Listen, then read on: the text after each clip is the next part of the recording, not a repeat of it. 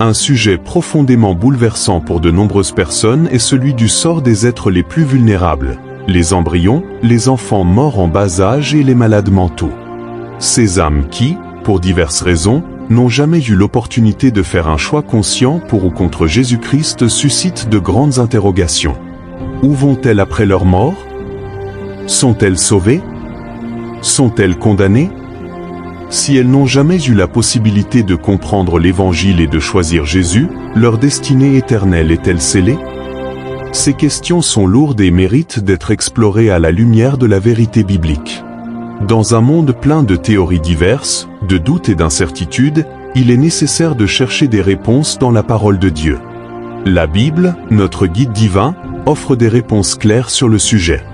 Dieu, qui est à la fois amour et justice, a un plan pour chaque vie humaine. Il ne laisse personne de côté, qu'il s'agisse d'un embryon, d'un enfant mort prématurément ou d'une personne atteinte de troubles mentaux. Dieu connaît chacun de ces êtres, et sa volonté est d'apporter la rédemption à tous. Mais comment comprendre cela? Que dit la Bible? C'est ce que nous allons découvrir ensemble. La première question à laquelle il faut répondre est: quand commence la vie humaine? Le monde peut avoir des opinions diverses à ce sujet, mais pour comprendre le sort des embryons, il est nécessaire de se tourner vers les Écritures. Dans la Bible, la vie humaine commence dès la conception. Dans Psaume 139, versets 13 et 14, il est dit: « C'est toi qui as formé mes reins, qui m'as tissé dans le ventre de ma mère.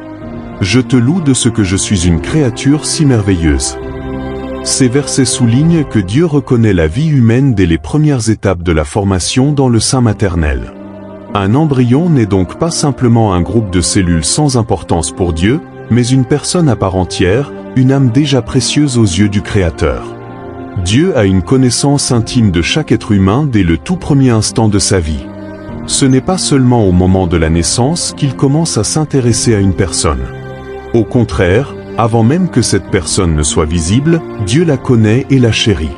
Le prophète Jérémie témoigne de cette vérité dans le premier chapitre, verset 5, où il est dit: « Avant que je t'ai formé dans le ventre de ta mère, je te connaissais. » Dieu connaît chaque être humain avant même que celui-ci ne soit venu au monde, et il a un plan pour cette vie.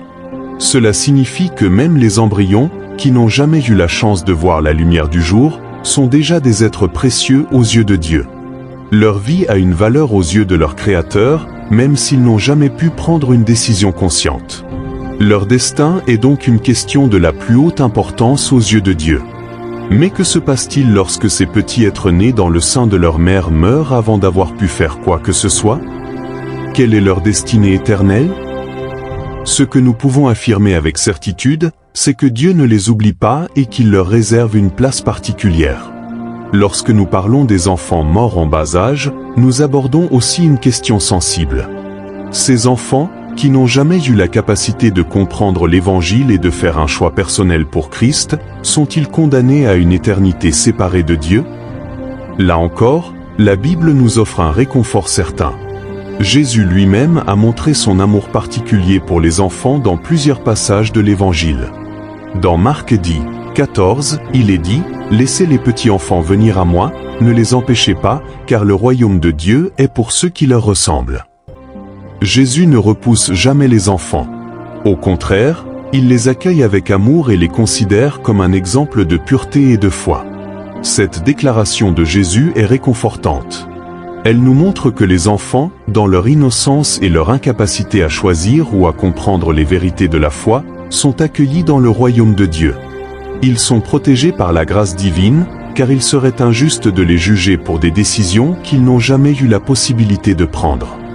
Dieu, dans sa justice parfaite, ne condamne pas les innocents.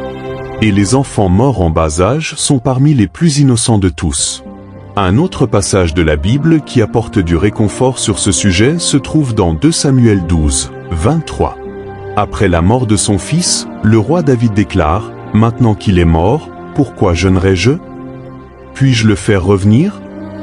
Moi, j'irai vers lui, mais lui ne reviendra pas vers moi. » Ici, David exprime une foi profonde dans le fait qu'il retrouvera son enfant dans l'au-delà. Cela nous indique que David croyait fermement que son enfant était en sécurité auprès de Dieu. Ce passage est une source d'encouragement pour tous ceux qui ont perdu un enfant en bas âge. Cela nous montre que Dieu accueille ces petits êtres dans son royaume. Mais qu'en est-il des personnes atteintes de maladies mentales ou de déficiences intellectuelles qui ne peuvent pas comprendre l'Évangile ni faire un choix conscient pour Christ?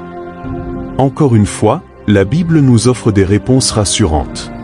Dans Jean 9, les disciples posent une question à Jésus à propos d'un homme aveugle de naissance. « Rabbi, qui a péché, cet homme ou ses parents, pour qu'il soit né aveugle ?» Jésus leur répond, « Ce n'est pas que lui ou ses parents aient péché, mais c'est afin que les œuvres de Dieu soient manifestées en lui. » Ce passage nous montre que Dieu ne voit pas les personnes selon leurs limitations physiques ou mentales. Il voit leur valeur et leur potentiel, indépendamment de leur capacité à comprendre ou à agir. La justice de Dieu est parfaite et elle s'applique de manière égale à tous. Job 34, 12 affirme, « Dieu ne commet pas d'injustice, le Tout-Puissant ne pervertit pas le droit. » Cela signifie que Dieu tient compte de la capacité de chaque individu à comprendre l'Évangile. Pour les personnes qui, à cause de leur état mental, ne sont pas en mesure de faire un choix conscient, Dieu ne les condamnera pas. Au contraire, il agira avec miséricorde en tenant compte de leur incapacité à répondre. Ce principe est encore renforcé dans Actes 17, 30, où l'apôtre Paul déclare que Dieu tient compte des temps d'ignorance et qu'il ne juge pas ceux qui n'ont pas eu l'opportunité de connaître la vérité. Cette vérité s'applique aux personnes atteintes de troubles mentaux. Dieu, dans sa sagesse et sa justice infinie, ne les jugera pas pour des décisions qu'elles n'ont jamais pu prendre. Enfin, il est essentiel de se rappeler que Dieu veut le salut de tous. 1 Timothée 2, 4 nous dit que Dieu veut que tous les hommes soient sauvés et parviennent à la connaissance de la vérité. Cela inclut aussi bien ceux qui peuvent comprendre l'Évangile que ceux qui, pour diverses raisons, n'en ont pas la capacité. Le plan de Dieu pour le salut est un plan universel, et sa grâce s'étend à tous, même à ceux qui ne peuvent pas faire un choix conscient. Dieu, dans son amour infini, ne laissera pas ces âmes perdues sans espoir. Romains 2, 12 à 16 nous explique aussi que Dieu juge chacun selon la loi écrite dans leur cœur. Ceux qui n'ont pas eu accès à la connaissance de l'Évangile ne seront pas jugés de la même manière que ceux qui ont eu la possibilité de l'entendre et de le rejeter. Dieu tient compte de la capacité de chaque personne à comprendre et à répondre à la vérité. Pour les embryons, les enfants et les personnes atteintes de maladies mentales, cela signifie que Dieu leur applique sa miséricorde et sa grâce. En conclusion, la question du sort éternel des embryons, des enfants morts en bas âge et des malades mentaux est une question complexe. Cependant, en nous tournant vers la Bible, nous trouvons des réponses rassurantes.